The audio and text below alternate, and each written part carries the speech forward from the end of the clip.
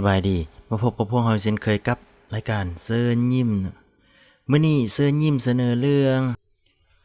ทมน้ำลายเทิงรถเมล์เอาเรื่องทมน้ำลายเทิงรถเมล์เนาะเป็นยังไงไปฟังกันเลย มีสหายก่อและสหายคอเนาะที่บ่เคยรู้จักกันมาก่อนขึ้นรถเมล์คันเดียวกันต่างฝ่ายก็นั่งทางด้านนอกด้วยกันสหายก่อนั่งด้านทางหน้าและสหายคอนั่งต่อมาเวลาที่รถเมล์พวมแล่นไวอยู่นั้นสหายก่อก็ได้ทมน้ำลายเนื่องจากว่าสหายก่อมื้อนั้นเป็นหวัดเป็นไอเด้เนาะค่อนข้างจะบ่สบายทมน้ำลายไปทางหน้าสุดแฮงพวะบาดหนึ่งด้วยที่รถเมล์กำลังขี่ไวลมพัดแฮงก็เลยพัดมาพาดใส่หน้าผากของสหายคอด้านหลัง